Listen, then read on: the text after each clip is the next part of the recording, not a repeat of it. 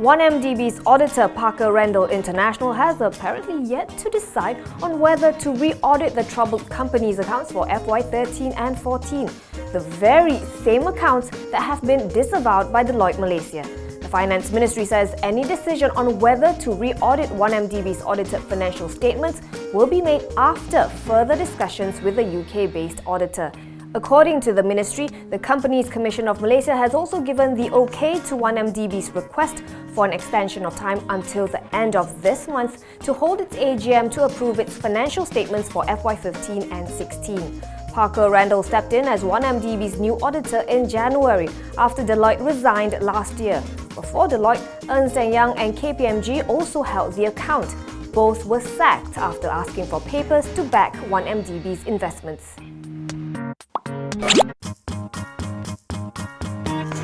Over in Singapore, its central bank is slapping bans on 4 ex-bankers who are found to be involved in regulatory breaches related to 1MDB. Tim Leisner, a former director of Goldman Sachs Singapore, is not allowed to work in Singapore's financial sector for 10 years.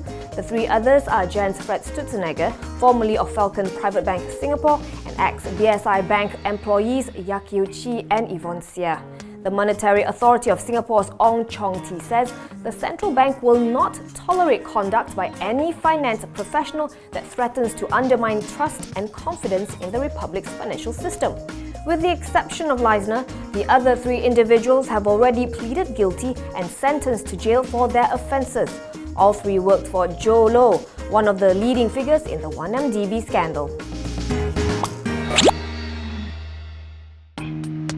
Some market watchers may have been worried about IOI Corp following the brief suspension of its RSPO certification last year. But the group says it's been business as usual. If you recall, after the RSPO yanked its sustainability certs, major multinational brands such as Unilever, Kellogg's, Nestle and Procter & Gamble announced they would drop IOI Corp as a supplier. But founder and executive chairman Lee Shin Cheng says MNCs are still sourcing palm oil from the group, so there hasn't been much of an impact from the suspension. IOI Corp is one of the founding members of the RSPO.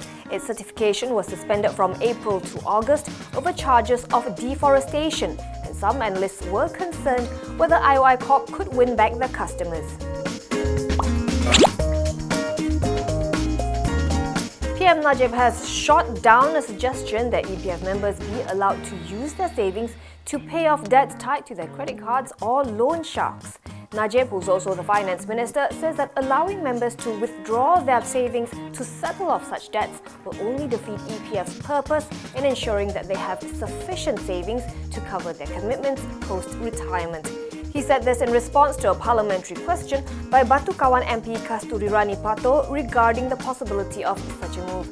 This is not the first time the issue has been raised in Parliament. MIC Senator Gunasakaran Raman brought it up in 2013, several months after Langkawi MP Nawawi Ahmad made the proposal.